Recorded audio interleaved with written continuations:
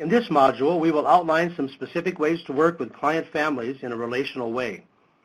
As we will further explain, working relationally refers to recognizing or noticing patterns of interaction so that we can find the value in how people relate to one another, particularly interaction that demonstrates respect for one another and mutual benefit. A key emphasis in Module 1 was the importance of seeing the family as a unit, as opposed to a group of individuals. We look at the dynamics, or the spaces between people, and that becomes our primary focus. We notice and recognize how people relate or interact with each other rather than the individual behavioral traits of each family member. We hold on to the principle that the family is more than the sum of its parts. Beginning work with a family in a good way is crucial. The first few steps set the tone for the relationship. We want to be an ally to the family, someone with whom they can feel trust and genuine partnership. As professionals coming into the family's life, we must take the lead in setting the tone of cooperation and respect. They may have had experiences with other helpers that were problematic, and we must be willing to create a new relationship that is based on mutual respect and care. In this module, we developed 3 themes. Theme 1, building relationships with everyone in the family and relevant persons outside the family. Building strong connections with each family member and others who play a significant role in the family is vital. With many different perspectives within a family, it is tempting for professionals to choose sides, to agree with some members and to disagree with others. However, it is crucial when working with families to find worth in each family member's position and perspective, whether or not we agree with the ideas that each might hold. This same principle applies to all the helpers from various fields who may be involved in the family's life. It is common for families experiencing trouble to have multiple helping professionals involved, and those helping initiatives need to be supportive of each. We call this the principle of multi-partiality. We are partial to all persons and their views. Agreement is not a prerequisite, though understanding is. Theme 2, parenting. As a great deal of the work with client families involves issues of parenting, this becomes a major component of a social worker's or counselor's skill set. Learning about and holding parents' ideas and beliefs regarding parenting is a very important first step to successful talk about parenting. It is also critical that a family worker can clearly articulate his or her own ideas regarding parenting, as well as being able to understand and appreciate other parenting approaches. Theme 3, monitoring successes. Attention must be paid to how we make room to examine and appraise our work with families. We must be able to gauge how the work is going so as to make necessary adjustments along the way. Ironically, this starts right from the very beginning.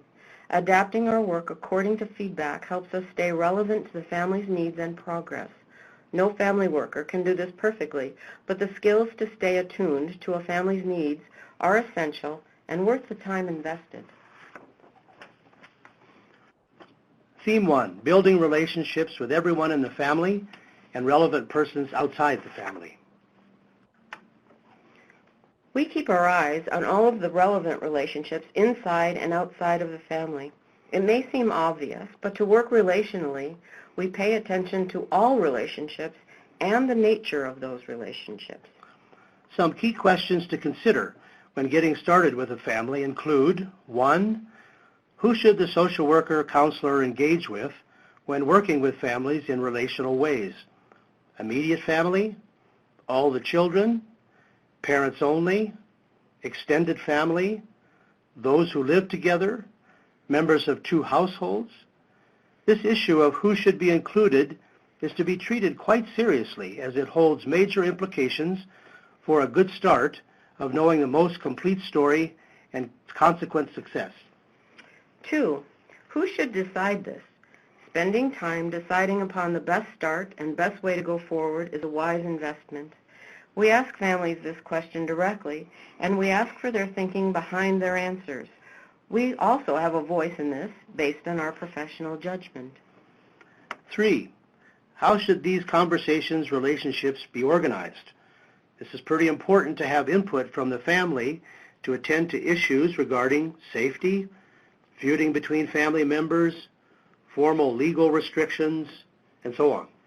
Employing these questions in our beginning work with families will elicit an enormous amount of information about dynamics and assist in developing a working relationship with our families. The tendency in good family work is to be inclusive as much as possible. Whenever there is a choice to include or exclude, the tendency is to include. Especially at the outset, inclusion sends a message that all participants and their voices are worthy and important. Over time, some family members or other professionals may take on differing roles, some more involved, some less involved. Therefore, the inclusion question remains an open question to be regularly revisited in order to make adjustments as we go along with families. Meeting with a family is not a straightforward, uncomplicated idea. We usually think of family work as with the nuclear family. But who constitutes the family? Who lives together full-time? Who lives together part-time? Who holds emotional responsibilities?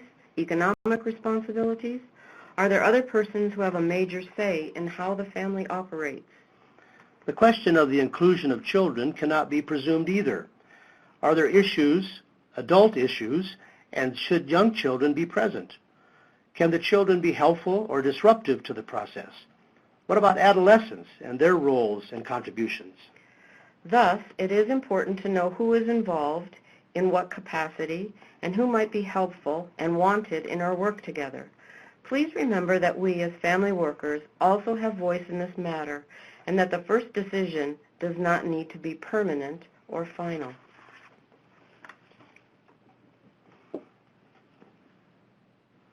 Many of the families we work with are also involved with others formally and informally, making their social networks fairly large.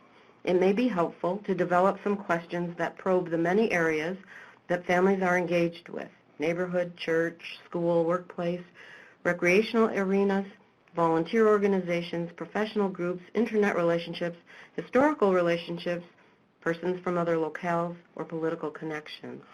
One of our favorite assessment questions is to ask, who is invested in the success of your family?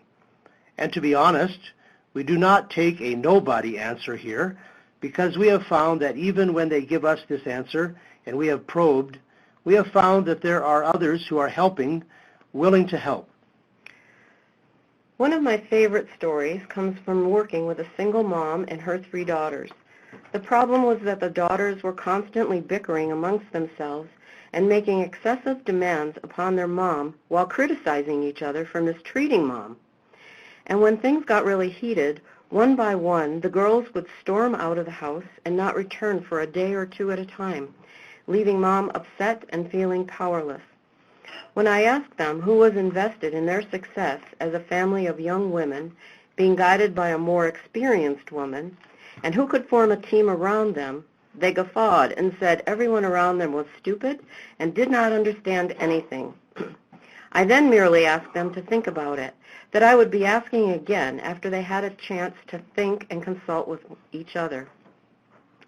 The next week I met with them, and they wanted to know why I was asking about anyone else. I explained that sometimes we need to lean on those supports when we are frustrated. They again said, no one. So I said, I need to ask you one more question about this. If your network, people that you had mentioned in previous talks, heard your answer to my question, who would be insulted by your answer? All they said was, oh, and then they proceeded to list those who were on their team. Based on further talk with Mom, she decided to ask the 4 most important people from their list to be on the girls' team. All 4 were women and agreed, and a plan was created. When things in the house became heated, Mom would text them with the message, team needed. The women would come over and have tea with the family, sitting around the coffee table, merely telling stories of their day, engaging all members of the family with no other agenda than to listen to or tell their own stories. This is just an example of interrupting some destructive arguing patterns without the need to be overtly or formally helpful. It is also a story of powerful healing because of the relationships. Who are the other professionals families are connected with and with whom you work? Social workers, psychologists, psychiatrists, doctors, nurses, teachers, school administrators, school counselors, lawyers, judges, workers from other agencies, priests or pastors. Getting together with other professionals seems to be very difficult because of conflicting schedules and professional mandates. Even when there seems to be disagreements in how to work with families, it makes good sense to find ways to collaborate. Just as with families, we look for places of agreement and cooperation. With other professionals, we do the same. Different fields and disciplines may organize their work with families differently, prioritizing different aspects. Rather than see this as a conflict, we can appreciate what different perspectives bring to understanding families. As with families, utilizing open-ended questions with other helpers can be more engaging than confronting or challenging others' viewpoints. Being genuinely curious and interested in what others bring is an optimal stance in collaborating with other helpers. It will also help us better understand families' positions and decision-making, and it gives us the opportunity to be an agent of small change. Developing joint strategies and agreements with families and helpers requires skill in balancing the needs of everyone. Compromise is always required, but no one's views should be dismissed or omitted. This is an area where our conversational skills can carry the day toward relevant and important intervention. One might logically think that developing strategies and agreements would involve lots of deal-making, listing of expectations or goals, and stating what you think. Ironically, for family workers, the best tool is asking good questions. These questions invite others to share their ideas and to listen carefully to one another. The shape of the questions are open-ended and encourage people to embrace their motivations and desires rather than just state behavioral demands or requirements. Persons come away with joint strategies, but with much more. They come to understand where the other person is coming from. To work well with others, family members, professionals, non-professionals, we propose some questions to hold close. How can we communicate that we join with all relevant voices and people? I worked with a family once that consisted of a father and a mother and 3 children. After a couple of meetings, one of the children mentioned that they had discussed our last meeting with Grandma. I inquired about Grandma and found out that she lived in the family's basement. After each of our previous meetings, the family would return home and be interrogated by Grandma as to what I had said. She either supported what I said or criticized it. Grandma served as a sort of censor to my comments in the sessions. I invited Grandma to come to the next session, and she did. Her voice was very prominent in the family, and it only made sense to include her in our sessions.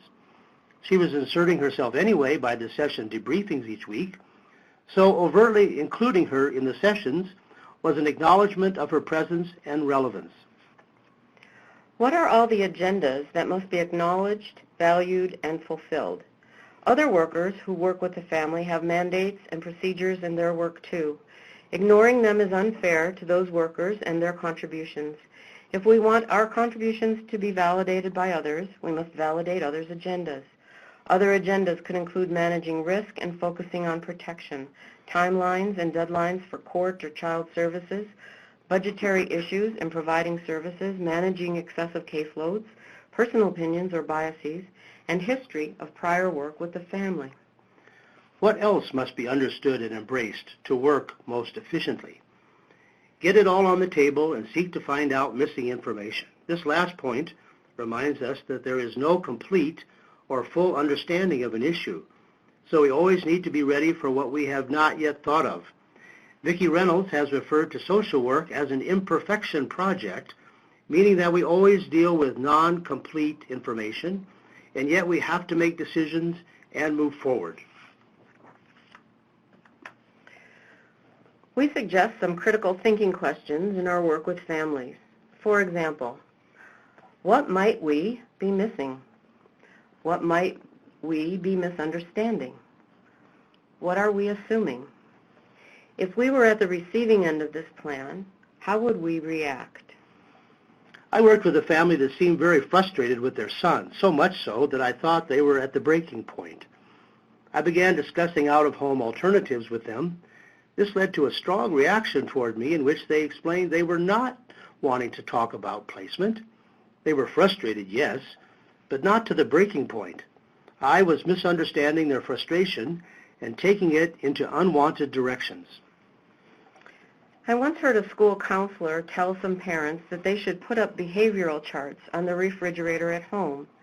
The family responded, "We are not our child's accountant or bookkeeper." This reasonable suggestion by the school was taken as unhelpful and not useful. Knowing the parents better might have allowed the school counselor to find a workable plan that fit better with the parents' understanding of their child and behavioral change. Although simplistic, it can be quite helpful to imagine if you were on the receiving end of therapeutic suggestions or interventions. How would you react to being instructed to act differently with your children? Please notice the use of we in these questions.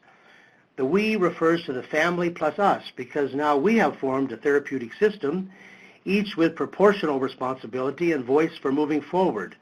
It is also part of working relationally. We are a we. Now we suggest some planning questions. For example, how does our plan or action show our clients that we care for them?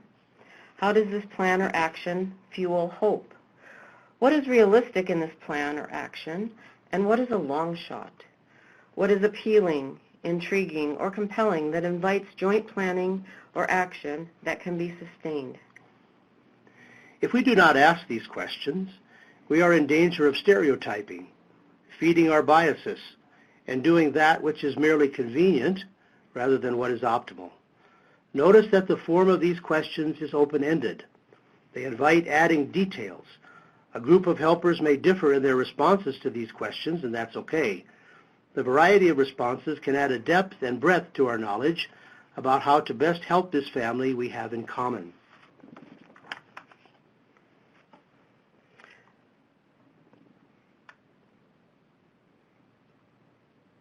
Uh-oh. On this slide, we offer some ideas for going forward when the going gets muddled or difficult. Get more information to understand how what is disagreeable makes sense. If we jump to conclusions, we do not have enough information. In the condition of partial understanding, we may fail to see how certain positions make sense. When a child welfare worker wants my client to take parenting and domestic violence classes, I need to understand what he or she is hoping will be accomplished. I may guess the answer, but there is a strong likelihood that I could be mistaken. Keep workers informed with small reports or letters of progress and questions. When meetings or phone conversations are difficult to arrange, writing short notes or reports can be a way of keeping one another informed as to what is happening. Ask for meetings with multiple voices to encourage a range of possibilities. Learn from agendas where the stretch is. Workers may want to help, but feel pinched in some way. We need to come up with plans that allow everyone, including the family, to join in. If a father cannot take time off from work to come to therapy, do we just do without him? What steps could we take to include him? If a client does not follow through with set plans, do you continue to operate with those plans as is, or is this a call to revise the plans on how to work together? Develop plans that make lives and work easier and shared. If you think that an expectation is unreasonable, you can advocate for a meeting or a conversation to review that. That is to discuss your concerns and alternative ways to achieve the goals. Speak from a position of social justice. If a worker says privately to you that the child has no chance to return home or they are waiting for a parental misstep, this appears to be a dishonest relationship. Is it fair, or just that this behind-the-scenes story is allowed to operate? What can we say? Stand up for honesty and integrity in our collaborative relationships with families and workers. The same would go for bad-mouthing the child welfare worker to the family. Interpersonal integrity can quickly get lost all the way around.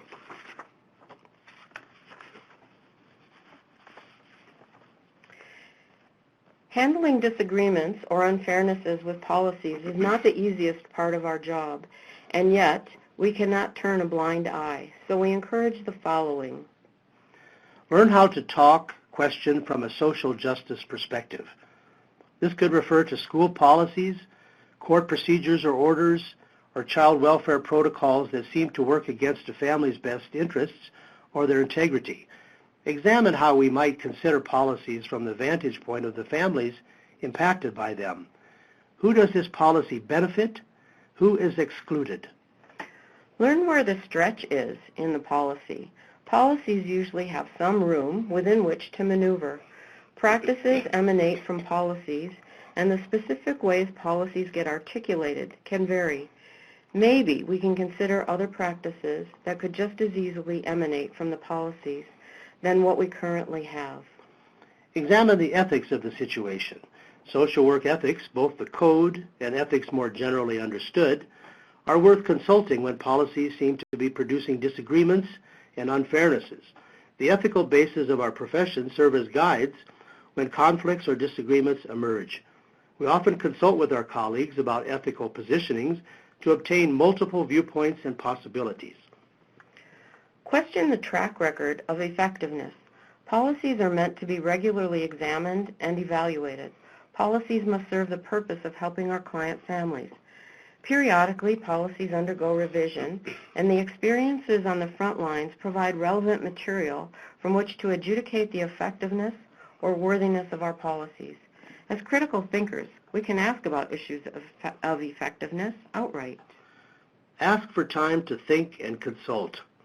If you are being rushed, and your agenda is not a priority, slow it all down. Consult with supervisors and colleagues when challenging situations or decisions arise. Going it alone when facing dilemmas is always dangerous.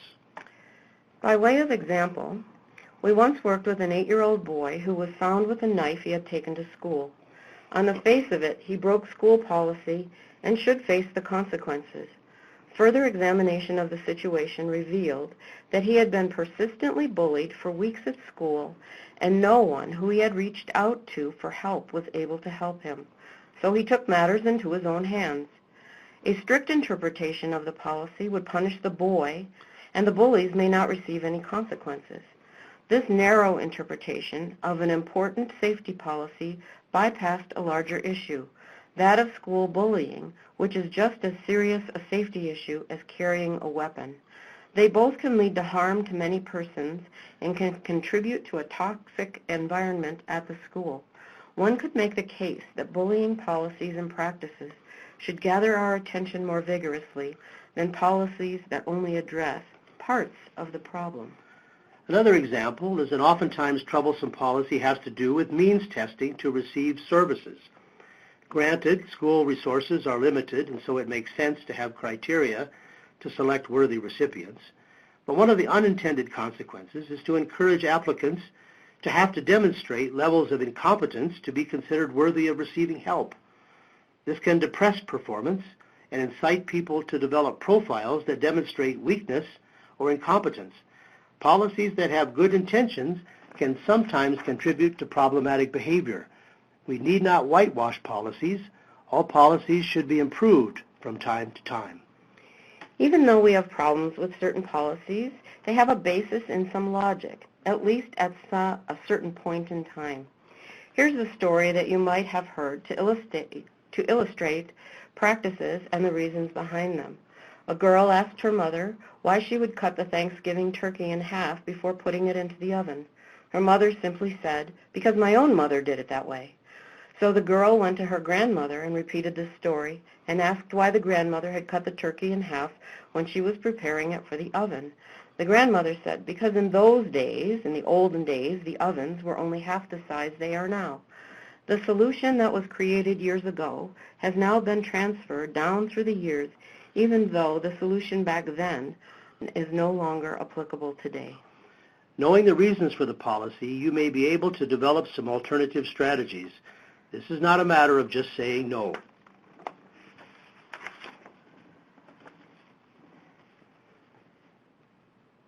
In summary, include as many voices as possible when working with families. Collaborating with all family members and external helpers maximizes the chance for positive outcomes. How can you simultaneously engage with persons who are in disagreement? The question about engaging with persons who are in disagreement with each other is a vitally important skill. We need to constantly practice this skill to be an effective change agent. Theme 2. We are adding a section to this presentation that focuses on parenting, given that it is such a major part of working with families. Professionals who work with families and their children must, in our view, 1, come to understand what principles and beliefs parents hold regarding good parenting, and 2, have a clear idea of what our own ideas of good parenting are and how to support families when there are strains in parent-child relationships. There is no universal approach to parenting, but helping professionals must have a clear sense of what they believe, why they believe it, and how a strategy will work in the context of the family. One does not need to be a parenting expert or become a parenting coach to your families, but oftentimes questions arise about what is best for a child, and we need to draw upon some clearly thought out understanding. Another point of emphasis we would like to discuss is the importance of the words we use in parenting. Oftentimes, parenting programs talk about principles, procedures, strategies, rules, discipline, etc. What is often omitted are the words we actually use in enacting our parenting. We will spend some time offering some specific examples of how to speak to children, exact phrasing, not so that anyone must copy those phrases, but to see specific verbal illustrations of what conversations with children could look like. There must be a recognition that families may hold different beliefs and values about raising children that makes it imperative for the family worker to understand his or her own views and be able to create a relationship with families whereby they can listen to alternative views. Parenting is one of the family issues that arouses great emotion, and it can be easy for everyone to become defensive when talking about parenting practices. Therefore, one of the places we begin is to find out what principles parents hold and adhere to, or try to, in making their parenting decisions. Unfortunately, many parents cannot articulate their principles, although we see that they have them. So we help them say them aloud because we can use them as a base for evaluating the effectiveness of their parenting practices or the strategies that we develop with them. Some examples of principles that parents have include being fair, being generous, giving their children a good life, being responsible for children's health and growth, teaching them how to behave properly, taking responsibility, or how to be good family members, and more. You can see that parents aim to teach and guide their children, although at times they go off the rails because they have violated their own principles. A quick assessment for when things are going badly is to ask which of their principles their parenting practice has upheld and which of their principles the practice has violated. In this way, we never have to tell them what to do. We only need to appeal to their own ethical sense of what parenting should be and to hold tight to their parenting values and principles.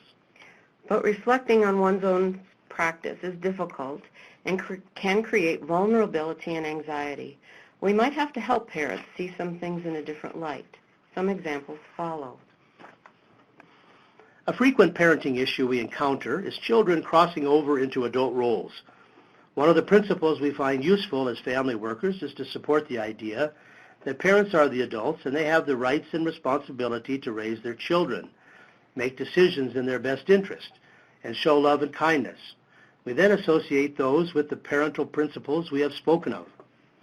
An example of a difficult situation is when children are in charge. Sometimes children are placed in roles or given voice when they are asked to make adult decisions for which they are not equipped. Sometimes they have become self-proclaimed controllers, the rulers, for example, children who will not shut down electronics, refuse to go to school or do chores or get up in the morning or participate in family functions, and so on. While the viewpoints and ideas of children are always valuable, they are not in a position to make the complex decisions that parents and families must make. We believe that placing children in charge of what happens to them or in charge of family change is an injustice. What parental principle would this situation be upholding? Another common issue we encounter in family work around parenting is that parents engage in repeating their instructions and expectations to children endlessly. Parents we work with have admitted this is the most exhausting thing they do, and in effect have become quite predictable to their children.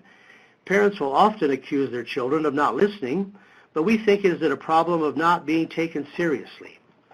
I asked an 8-year-old how many times her mom would have to repeat an instruction, such as brush her teeth, before she would do it. She told me, time 11, that's when her voice gets shrill and she's likely to do something else, like get up. We try to help parents be taken seriously at time 1 or 2 and be true to their principle of being in charge. But if it doesn't happen, we urge our parents to continue to take charge of ending the interaction rather than having the child end it by not honoring the request, by saying something like, "Oh dear, this is not going well. We will try again tomorrow. I am sure we will do better tomorrow." In our view, there is no haranguing, no repetition, only a message of hope and expectation. Now, some parents will claim that this will not work because the children will think they've won. We frame it as calling an end to the interaction, maintaining the status of being in charge. Over time, children get the message, so the caveat we offer is that this is not fast, but it is effective, energy-saving, more in line with the kind of parent that they have professed they would like to be, and sustainable. Another pattern problem we see in parenting surrounds discipline. Unfortunately, the discourse of disciplining has morphed into punishment, and more times than not, parents feel just as punished when they punish their children. When we have asked parents what they were hoping punishment would achieve, they usually answer with a version of, we're trying to teach whatever, responsibility, housekeeping, hygiene, being true to their word, or something else. So we can help them with teaching, which is the act of helping someone do the preferred rather than simply avoiding the non-preferred. Once they have shown or expressed to their children how they want something done or enacted, they ask the children if there are any questions to make sure all is understood. Once assured, they can all go forward. We then help parents prepare for the case that the request is not honored, but designing some language that fits with their principles and places responsibility on the children. For example, some parents may say, "We noticed that you did not complete your chores, even after you said you had no questions. How shall we understand that?" They can then decide if they find the answer acceptable or not, and then parents can consult with one another or think about how they want to proceed and get back to the child later. Another example we can provide is when there has been a string of violations or lack of cooperation by a child. When the child asks for something from the parents, like money or a ride to a social event, they can decide if they want to do it or not. If they do it, it is because they want to be generous and helpful. And if they do not do it, it can be tied to the string of violations with saying something like, "I would love to, but I'm still hurt by whatever transpired earlier, so I am not in a good position to be generous today, maybe next time." But parents get to decide what and when to deny rather than threatening and forecasting what will happen. This keeps parents in charge and strong, but not nasty, and it does not invite pushback.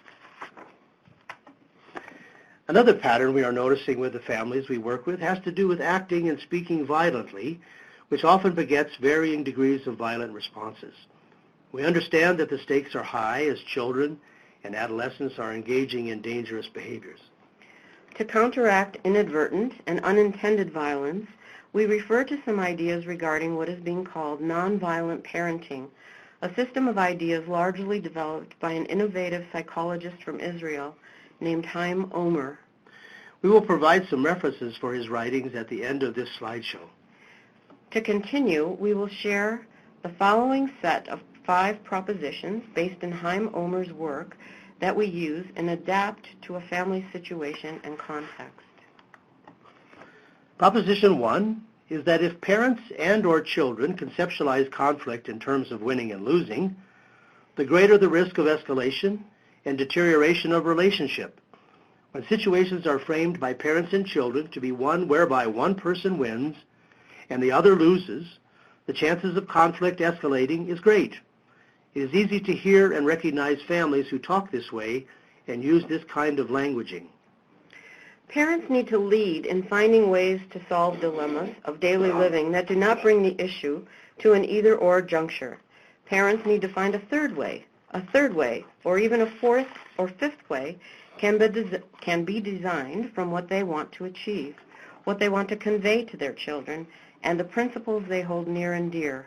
We can help them with this. This would be an example of how Proposition 1 could be voiced. It's not the only way, but one way. We would like the disagreement we are having with you to not end up feeling like somebody wins and somebody loses. How could we deal with this where we both come away respected and valued? Proposition 2 from Chaim Omer states that when emotions are running high in a conflictual parent-child relationship, the odds of successful resolution are very poor. It is more likely that the tension and conflict will rise. This point reverses the old adage that says, strike while the iron is hot.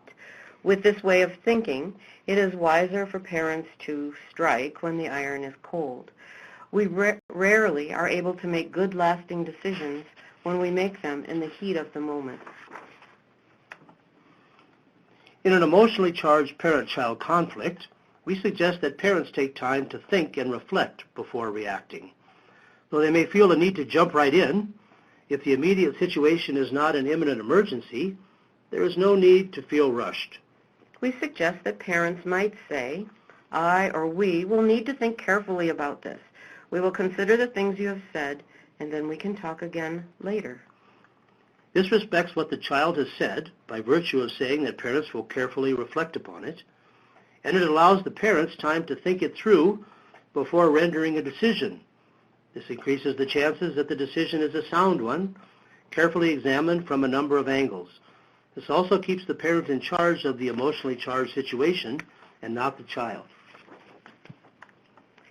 Omer's Proposition 3 offers the idea that typical behaviors in arguing that include threatening, blaming, and screaming only serve to escalate the troublesome conflict, as participants usually respond symmetrically with even greater intensity.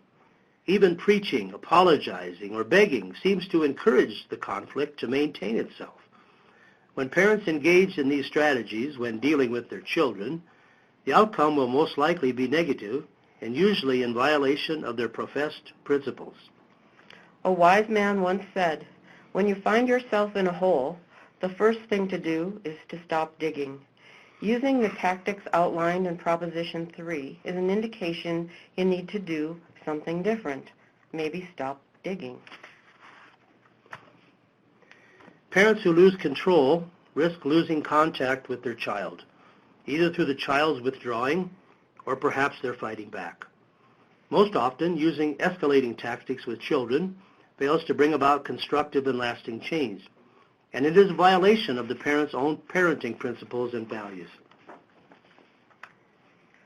Proposition 4 warns us that incessant conflict limits our abilities to have any other kinds of relationships. All other possibilities for more pleasant interacting become lessened. The very tools we need for resolution seem diminished in the throes of hostilities that are frequent or constant. When parents feel that relationships with their children seem to be narrowed and only conflictual, the quality of the parent-child interaction drops dramatically. The chances to enjoy one's children is seriously reduced. Proposition 4 reminds us that if all or most of our interactions with our children are negative and conflictual, the chances for good interactions and happy interactions are reduced. we become boxed into the negative, and it can feel as if our parenting options close in on us. Proposition 5 states the importance of finding other ways to effectively resolve conflicts so as to open the possibilities for relationships between parents and children that are more broad. Not everything is colored by the negative feelings involved in the conflictual areas. Parents must be able to take the lead in breaking the cycle of conflict, not simply reinscribe it over and over again. This requires a great deal from parents to be the big person and take the lead in creating new ways of relating with their children. The children may not be immediately open and happy, but the parents must resist falling back. Here is some suggested phrasing. We do not like what is happening between us. We would like to find a different way. Could we think about some other ways to handle our moments of disagreement? Parents need to take the lead in breaking conflictual impasses. This can be difficult if we are in an emotional escalation. Being able to express a genuine interest in having different conversations with a child models effective conflict resolution for the child. In this way, parents are demonstrating parental leadership. Sometimes parents get to a point of major frustration with their children and feel powerless and frustrated in knowing what to do. These situations can arise from big or small things, one-off moments, or long-standing difficulties. What can one say in a moment like this? The following statements represent an example of what parents could say in the face of escalating violence within the family. These next 5 slides are a quote from Chaim Omer's work that illustrates the exact words that a parent might use. Violence has made life unbearable for us. We cannot and do not want to live like this any longer. We will do all we can to change the situation, except attacking you physically or verbally. To this end, we decided on the following. This is a statement that commits to not using physical or verbal escalations. The parents are taking a stand against violent, conflictual interactions. We shall be consistently present in your life. This slide states that the parents have no intention of withdrawing from their child's life. Despite the tension and uncertainty, they take a stand against giving up or walking away. We shall no longer remain alone with the problem, but shall appeal to relatives and friends, tell them openly what is going on, and ask for their help and support. The fear of shame keeps people quiet and isolated. This statement affirms the position of reaching out for help within the family and friends network. Isolationism is not part of the plan anymore. We shall determinedly oppose the following behaviors, and then you list those behaviors. This lays out what the problematic behaviors are from the perspective of the parents. It specifies them, thereby avoiding criticizing everything the child does. We have no intention whatsoever of subduing you or gaining control over you. This message is not a threat, but an expression of our supreme duty as parents and human beings. This statement defines the obligation the parents feel and the intention to fulfilling their parental responsibilities. Omer's statement represents a statement of parental principles and outlines the parents' concern for the child and the obligation to stand with them through tough times. In cases of escalating conflict with children, parents report becoming frustrated and running out of options. This often leads to parents engaging in punitive practices even though they do not want to. Scripts like the one we just presented have the important value of allowing the parents to stay within their role as parent without turning into the kind of parent they never wanted to be. They return to being in control of their behavior as a parent, and this is very important to them. The anger, violence, and escalating deny the parents the kind of relationship they prefer with their children. Another key element in the earlier script is the statement of non-isolationism. Many times families who are facing stress with one another embrace a code of silence, whereby they isolate themselves from sources of support outside. This statement rejects the idea that the family's problems are secret and that parents openly look for advice, guidance, and support from trusted others. Breaking this silence is a vital component of separating from the stranglehold that escalation and violence exercise on families. In summary, then, family workers should be clear about parenting principles they support and be able to articulate them. Learn and respect the parenting practices of the parents with whom they are working.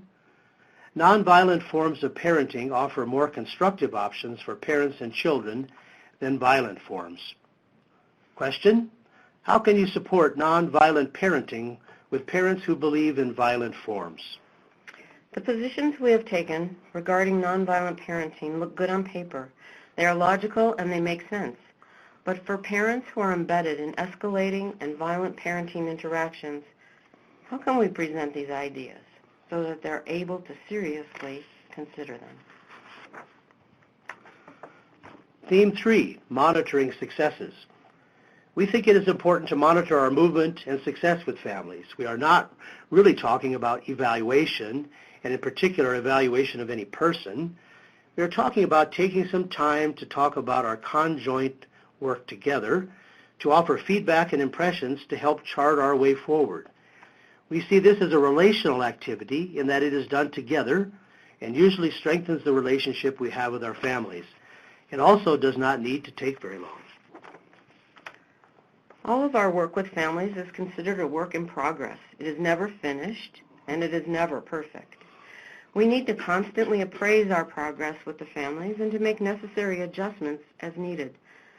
We actually prefer appraise rather than assess in order to include strengths and successes.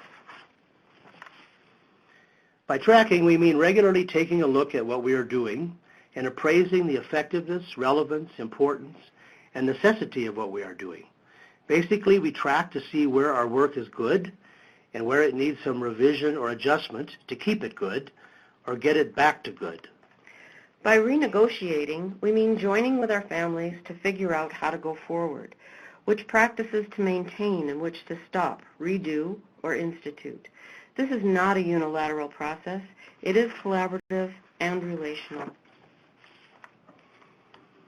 The comments and talk are about all of us, our work together, not an evaluation of family or therapist, but the therapeutic system. We study what we have done and what adjustments may need to be made. In gaining feedback, we need to ask for it in open ways that allow the family members to express their real opinions. With the power differential between social worker and client family, families may be reluctant to express how they really feel. Additionally, social workers may be defensive in hearing feedback, particularly if it is at all critical of the worker. In asking for feedback, we must be certain we want it and will use it. If a family offers feedback that we reject, they will be highly unlikely to give it again. This is why the formulation of the questions we ask is of utmost importance. On a regular and ongoing basis, we like to use very easy questions such as, how are we doing? Is this what you were expecting from our time together today? Is this the conversation that would be most useful to have today? How is our pacing? What things are we not saying that should be said? We feel that we can insert these questions at any time. The answers give us the information we need to modify our work so it stays relevant and meaningful. The process of feedback needs to be mutual and reciprocal. Providing feedback must be honest and hopeful. Highlighting the problems or failures over the successes and potential serves to discourage. Our goal is to be honest, but being confrontive and critical without being supportive will reduce the likelihood that the family will be able to profit from the feedback. We all like to be acknowledged for our successes and good qualities, particularly when we feel down or hopeless. The family worker's job is to inspire and encourage, not to degrade and depress. Here are some more questions we offer for tracking and renegotiating. What do we see when we look back over the work we've been doing? How are we doing? Where are we succeeding? And where do we need to work harder or smarter? What else must we accomplish? You can hear from these questions that we are giving room for commenting on processes all along the way. We are curious about what else needs to be looked at, attended to, or worked on in order to say we are making headway. These are questions for everyone in the family. Everyone in the family will have a viewpoint on this and should be given the opportunity to speak, even little children. There is no set timing for any of these questions. They could be done within 10 minutes of coming together or at the end of every meeting. There is no need to wait until the end of our work together. At that point, the opportunity for adjusting is gone. We repeat that this is a time to reflect on successes as well as shortcomings. It is to give credit where credit is due and to realistically look at what more needs to be done. To only criticize is to court disaster. No matter how bad things seem to be, movement toward improvement needs to be nurtured. Discussions about success or solutions is an inclusive discussion. Some perspectives may highlight success in ways that other perspectives do not. We offer some reflective questions that are relevant for cross-professional work as well. Who gets to say what success is? Who gets to take credit for the success? Is success an all or nothing experience? What is the permanence of success? On the other hand, we should be prepared to make adjustments to our work. For example, goals can be useful guides for us and can provide direction when times get difficult. It is also possible for goals to be revisioned. Holding on to goals that do not serve the efforts to change can stymie improvement. Goals should provide a positive stimulus, not produce a blockage. We offer some reflective questions that invite feedback about our original goals with our client families. Once a goal, always the goal? What can create the stall? What are the implications of changing goals? What are the implications of not changing goals? In the spirit of being transparent and inclusive with our families, we offer these questions as prompts for discussion with our families. Originally, we set, whatever it was, as goals. What are your thoughts about the appropriateness of these goals at this time, especially given all that we've been doing? I believe that goals change with time. Could we take another look at our goals to see if they need revision so that we do not miss anything important? Sometimes the feedback we receive seems negative. We prefer to see these moments of setbacks or frustrations as simply opportunities to develop better understanding of our client family, positioning the worker to be more constructive and optimistic. This is important for the family as well as for the worker. In the same spirit of staying relationally positioned with our families, we think that the topic of completing our work should be reflected on, especially if we want to end well. Who should decide, be involved? What is a good time to begin talking about closure? What is a good time for closure? Should it be permanent? Here we offer some questions to use with our families as we come to the end of our time working together. Actually, they seem like transitioning questions rather than ending questions, and we have often been rewarded with celebratory responses that everyone can embrace as they move forward. We are getting toward the end of our time together. What else do we need to do before we finish? What will we want to say about our work together when we are through? What will be the signs of a successful completion? In summary, consistent feedback about our work together with families helps us stay on a positive course towards change. Feedback must be honest, but must also provide hope. Question: how does one set up the circumstances whereby a family will provide honest feedback about their work with you? The power differential between social worker and client family may create conditions whereby honest feedback is hard to get and to give. The skills involved in asking and in receiving feedback is a major social work skill that needs lots of our attention. We hope that these two modules provided you with some useful ideas on how to work with families relationally. We find family work to be very exciting and challenging at the same time. These two modules have just served as an introduction to family work. Many more topics deserve more attention, but we hope that this opened up the door for you.